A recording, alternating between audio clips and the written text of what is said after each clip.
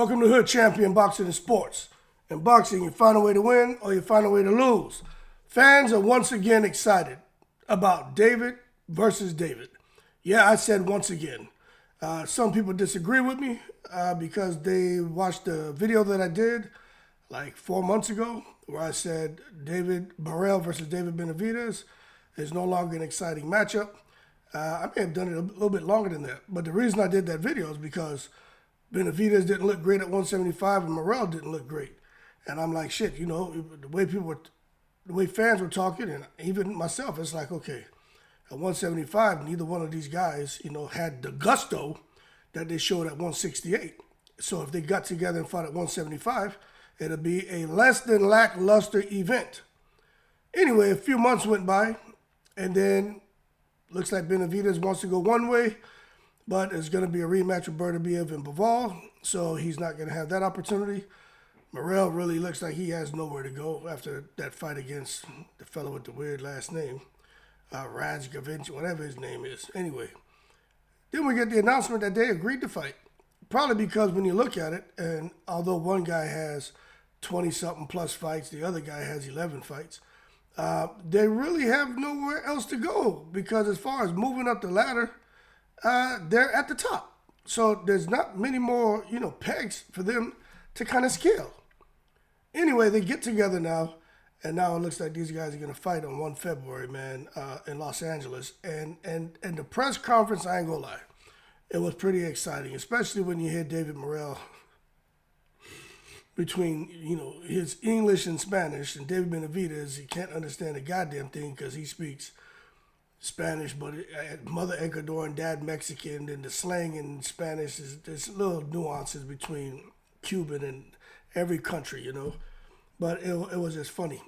But my thing is, I like the fact that they're talking about breaking each other's jaws and knocking out and who doesn't have power, who's been disrespecting me, and that makes it exciting because I'm telling you, even when they announced the fight, I wasn't excited. I was like, okay, so what? Neither one have anywhere to go. Canelo's not trying to fight either one. There's nothing really else for David Benavidez to do at 168. Now he's at 175. It's just, I don't think he really has a chance on beating anybody at 175. It's just my opinion. But this is what I'm going to be paying attention to when it comes to Morrell and Benavidez is who's going to show power. Because neither one of them showed a whole lot of power. Neither one of them showed a whole lot of speed at 175. And I understand the weight division, they fought guys who are bigger, probably cutting down from 210 to 175. I get it. But now they're facing each other. I want to see who's going to show that freakish power that they've always had. Who's going to show that freakish speed that they've always had. Because I personally believe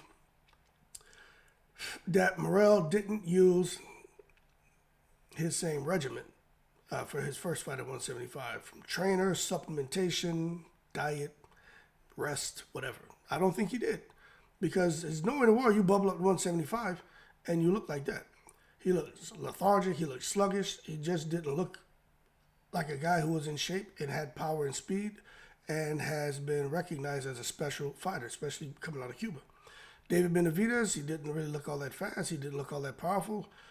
He didn't look like the special fighter that we've seen dominate guys at 168, probably because he was much bigger, but also makes me wonder about his sleep regimen, his supplementation regimen, about his workout regimen, about his overall camp.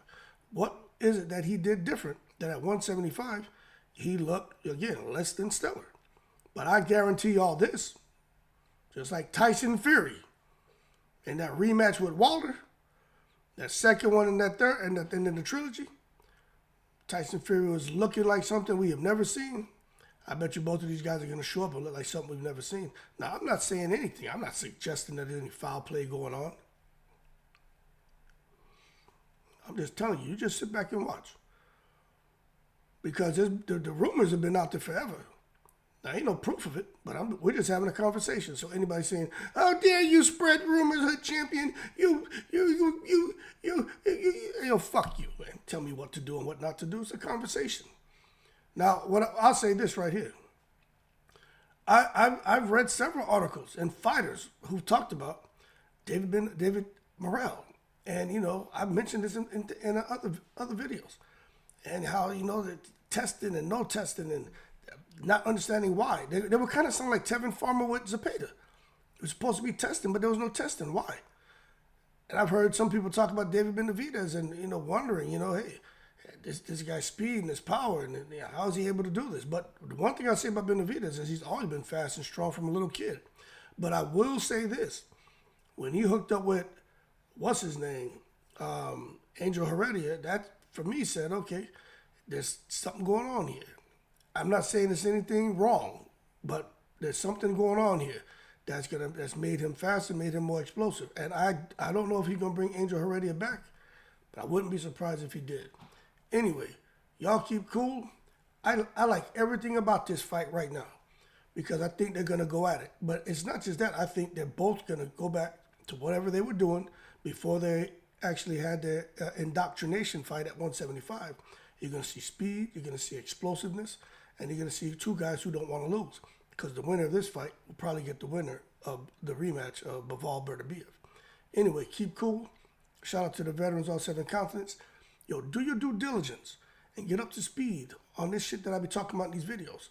I'm not just out here. I have fun with these videos. I'm not just blowing smoke out my ass. You go out there and get up to speed on the shit that's really going on, what people are saying about these guys. A lot of good, but there's some interesting shit too, and we got to talk about it all in the breeze.